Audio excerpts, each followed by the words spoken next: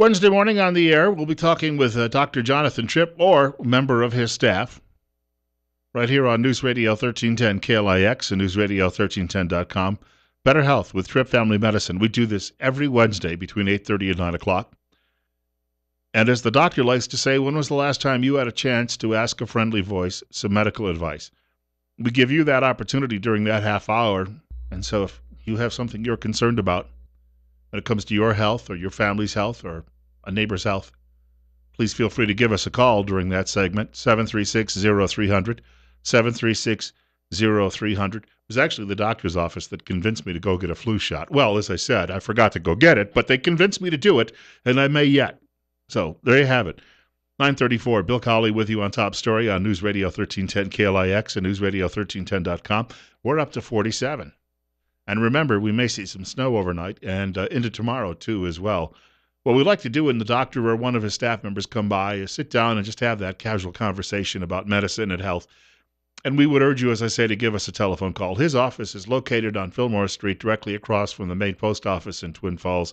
And remember, life's too short not to feel good. Over the weekend, I came across a number of things that are not being reported to any great extent in mainstream media in this country, possibly because they're taking place in Europe and media figures you're so stupid that they don't tell you about what's going on elsewhere around the world. Well, they've got to show you pictures of squirrels water skiing, right? That's real news, right? That's what people are really looking forward to. At least they feel that way up at the big offices of all of the big news networks and now really at newspapers, which have to try to compete with all of those squirrel water skiing stories. What you're not hearing much about is what's going on in Europe right now, where that migrant crisis is completely out of hand. And in some parts of Germany, the migrants, thousands of them, have gone missing.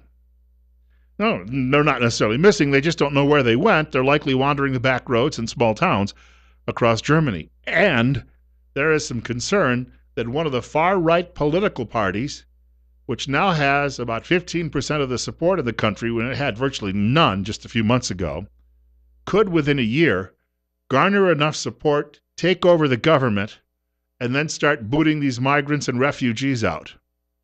In Sweden, which is known to be a very calm, pleasant, peaceful country, even their hockey players like to, just pat each other on the back and opponents on the back and say, hey, way to go. Well, they don't say it like that. It's more like, however they speak in Sweden. Swedes apparently are so upset that far-right political parties, which really were non-entities there for decades, are now making strong inroads as well and could end up controlling a good quarter of the parliament in about a year. And in fact, many places that have been housing Muslim refugees have been set afire, set ablaze in Sweden. And most of that is happening in the areas where these right-wing political parties have their strongest support. One of the leaders of one of these countries was saying the other day, one of the countries in Central Europe, that they were going to build a wall. And when European Union members said, oh, that's very harsh, she said, all right, we'll put together a fence. Will that make you feel better if we call it a fence instead of a wall? So they're taking this very, very seriously over there. And one prediction is that in Sweden, that the government could come collapsing down altogether. This liberal policy of opening up the gates and claiming that borders are irrelevant, not that that would ever happen here, is driving people into the arms of political parties. They may not quite be as nasty as the Italian fascists or the Nazis, but they are driving people more and more into the arms of these political parties. You could see blood flowing in the streets. And when that happens, then they're going to bring in the UN with all of its third world troops to put that down. And then they will crush Western civilization once and for all. And we're told, well, we don't have to worry about that because the numbers of them here are so few. For now. We have a caller with us. It's 9:37. You're on Top Story on News Radio 1310 KLIX and newsradio1310.com. Bill, isn't it interesting that it was 4 months ago, roughly, that the news media was reporting on how Merkel and that group thought it was such a great idea to bring these people in? And in 4 months, it has shown what a catastrophe it is. They're destroying Europe. 4 months. Yeah, and in a matter of what, 120 days, they've managed to destroy whatever was left of Europe. When you look at some of the news media over there, there are German people on the streets that don't recognize their own town. But it's only taken 4 months. One of these towns has a population a little over 100. They are getting 750 of these migrants. How can you maintain any sense of a Germanic culture in that community? Well, what we need to remember here as a member of the United States is this. England is about the size of Utah. And Germany, I don't know what state it would equate to, but that country, that state, if you will, has almost been taken over in 4 months. England, as we've talked about many times before, 4% of that population is Muslim, and they're controlling the laws practically. And so for us to say, well, it isn't going to affect us, well, that's because we're much larger, but it's the methodology is the same, and it's very, very effective. Just a matter of time before we see it happening here. I thank you. Thank you very much for the telephone call. Yeah, it is a very disturbing situation. You know, I was thinking the other day, the reason we don't have a lot of people running for council seats in Twin Falls critical of this program simply is this. A lot of these people come here and they settle here, and they've never been able to vote before, so they take that very seriously.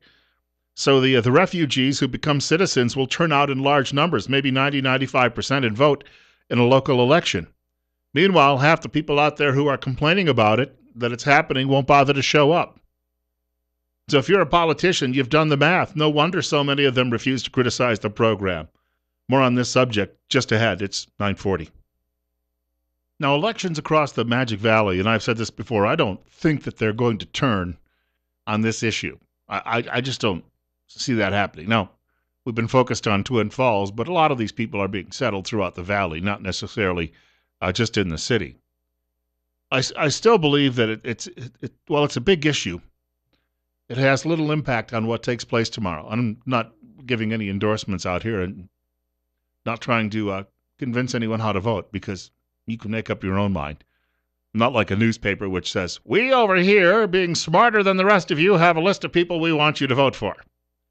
Doesn't happen here on the radio. Rarely, there's some occasions where I found someone who I really am behind and said, I'm going to vote for that person, and been pretty honest that I think that other people should take a look at them, but not in this case. I'm just not getting involved. But I'm telling you right now that if we go down the road another 10 years and you have a large influx of people who are coming here from elsewhere, they do come from countries where they haven't had an opportunity to vote. So suddenly they come here, and if nothing else, even if they don't appreciate a lot of our laws and customs, they appreciate the fact that they get a say in how to run the operation. So if you have these newcomers and they become citizens eventually, some of them will in 4, 5, 6 years, 5 years, right? I mean, it's likely going to happen. And they start showing up in droves to vote. Back in the 1950s, over 80% of Americans of voting age were actually voting. And now that number is below 50%. And in tomorrow's elections, the numbers will be maybe 10, 15%. And it really comes down to getting your supporters to the polls. Sometimes just your family and friends coming out to the polls can make a difference. On the other hand, if you're a candidate and you're a little concerned about the refugees who are coming here, and maybe you are concerned about the vetting process and you don't think that we've done enough, still, you've got to remember it's these refugees and immigrant populations that actually take it seriously when it comes to elections, and they'll show up and vote in large numbers, whereas your traditional Americans, the native-born Americans, are not coming out in big numbers. So if you're in an election that's going to be decided on just a few hundred votes, or even if that, maybe it'll be decided on a dozen votes, they don't want to offend any of those people. Who do you mean by those people? All right, the foreigners. How's that? The foreign-born. Does that make you happy? But I can see how that is having an impact on local elections. 9:46. Bill Colley with you on Top Story on News Radio 1310 KLIX and newsradio1310.com. It's 46. We have a caller with us, and you're on the air. Good morning, Bill. How you doing today? Wonderful. What's on your mind? Well, I think you and a lot of us that are concerned with this, bringing the people into the Twin Falls Valley, has made a difference. I've noticed the paper and CSI cannot put out enough ads trying to do PR work. It's every other page in the paper is CSI, and every other commercial is we've been here for this long and we plan to be here for this much longer. But I think they're doing damage control. I just wanted to thank you for doing your part. So. Well, the other part of that is I can see celebrating your 50th anniversary as an institution, but you're right. I do think that how much more. Obviously, they're still going to be here. Where would they go? I mean, you can't pick up that huge campus and move it away. Correct, and they do a great job, but they're not impervious to our opinions. And I think we need to just keep on the road we're going, and I think we'll make a difference. But thank you for what you do. Hey, thank you much for the call, sir. 947. Bill Colley with you on Top Story this morning. Rush Limbaugh coming up. Rush is going to be just talking a lot of baseball today, isn't he? His team won the World Series. Now, there's a story in baseball that says small market teams cannot compete with the big market teams. So therefore, the New York Yankees and Boston Red Sox should win the World Series, one of them every year. Or teams like the Washington Nationals, who should have been there for crying out loud, but weren't. And I've got my Philadelphia Phillies sweatshirt on today. I'm not a Phillies fan, but it's my most comfortable sweatshirt. I'm actually a Nationals fan, and they're big rivals. But Kansas City is one of the smallest markets in baseball, and despite all of this talk about how they can't compete, they ended up winning the World Series, and they did it quite handily, 4-1. And Rush Limbaugh used to work for the Royals many, many years ago. He will be obviously talking about that today, if not for the entire program. He'll have at least some thoughts on that. He's coming up following the news at 10 o'clock. Sean Hannity following Fox News at 1 o'clock this afternoon. And, of course, Glenn Beck following news after 4 o'clock. Dave Ramsey tonight from 7 until 10. Also have coming up in just a few minutes Mike Gallagher coming up in a few minutes. Sad thing to note here is it was Mike Huckabee for a while, and then it's Mike Gallagher. But you may also remember this is the report that replaced Paul Harvey. And when Paul Harvey really was stepping away and standing back, he had, it was Gil Gross, but he also had Mitt Romney hosted it for a while, and also we had Fred Thompson hosting the segment. Fred Thompson was an amazing man. When he got into the election race back in 2007, 2008, I thought, oh boy, this is all over with now, because he had such a great backstory. This is a guy at 17 who married his high school sweetheart, got kicked off his high school basketball team, and then had no prospects in life, ended up working several minimum wage jobs to support his family and put himself through law school, and then just skyrocketed in his career, not only in politics but in acting as well. And just very sad to see him go because he seemed to be such a straight-up, stand-up guy. We've got, in fact, Gallagher on the way, brought to you exclusively by the financial advisors at Waddell & Reed in Twin Falls. The telephone number 736-6563. As I was mentioning, this segment, Mike Gallagher, before that, Mike Huckabee, and we've had over the years, of course, Paul Harvey, the longest running during the course of the mornings here at KLIX and on radio stations across the country. But among those people who also hosted the segment were Mitt Romney for a time, as well as Fred Thompson. And I was speaking about the late Fred Thompson during the course. I have not, by the way, seen somebody was very good about clearing that out on television. I haven't seen one of his reverse mortgage commercials this morning. So people managed to pull those out of their inventories, and so you won't see him popping up there any longer. He had cancer before, and I didn't realize he'd had a recurrence of it, and I was quite shocked when I got a bulletin yesterday that said the man had died. He had tremendous talent, not just in politics, but as well as an actor. And this was a man who had no formal training as an actor as well. He had perhaps, too, one of the most beautiful voices, the most melodious voices you could ever hear, both in politics and acting. We know that we have challenges, always have, always will. But we also know that we live in the freest, strongest, most generous, and prosperous nation in the history of the world, and we're thankful for that. What's this? My letter of resignation. You obviously need someone who's more in tune with your point of view. If I'd wanted a yes man, you'd have been out on your butt a long time ago. I need someone who can tell me when my britches are unbuttoned. You took me off the case. If you don't have confidence in my judgment. This is not mathematics, Jack. If every one of these cases could be prosecuted by applying some equation in a book, then you couldn't get me out of bed in the morning. Now, y'all heard of Japanese inspection? Japanese inspection. You see, when the Japs get in a load of lettuce that they're not sure they want to let in the country, why, they just let it sit on the docks until they get good and ready to look at it. But then, of course, it's all gone rotten. Ain't nothing left to inspect. In other words, lettuce is a perishable item. Like you two monkeys. Tremendous career, and his acting career got started when he played himself in a movie. He had defended a woman in his home state of Tennessee, actually born in Alabama, but grew up in Tennessee, defended her in a case, and it became a movie several years later. He played himself, and that brought him to the attention of people who realized he's got some real acting talent.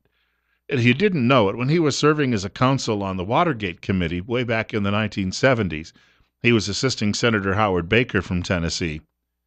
He is the fellow, Thompson is the fellow who discovered the White House taping system and asked that question of the fellow Alexander Butterfield, who was actually the man in charge of the taping system, asked the question about it at the hearing and then blew open the doors on the fact that these tapes existed. Without the tapes, Richard Nixon would have continued serving in the White House two full terms and then been on his way out the door and off to retirement. But because of the tapes, it ended his presidency. Just a little quick note on that. When you compare that to what happened today, where Hillary Clinton managed to whitewash a great many of her emails from her server, and then she's been playing what you'd call Chinese checkers, or what's the game there? Shell game, that's it. Shell game with her server. She did what Nixon did. Media hated Nixon for not, he didn't burn the tapes, but they hated him and if he had, they would have hated him worse. But Hillary Clinton gets away with doing what Nixon didn't do, and media loves her. Haven't figured that one out yet. Anyway, if I could tell Fred Thompson's family my condolences, I would do it. Not going to get an opportunity. Long flight to get to Tennessee for that funeral, but great American and gone, I think, even at 73, a little too soon from this earth. News is coming up next. Bill Colley with you, and God willing, the creek don't rise. I get to do this all over again tomorrow morning. We have an author on with us tomorrow. He's going to be talking about how you can better invest for a safer retirement. In fact, he's combining news reporting with investing advice, and it's called News Vesting. He'll be on the air with us tomorrow, as well as Steve Millington, the chairman of the Twin Falls Republican Party. Hope you have a great day.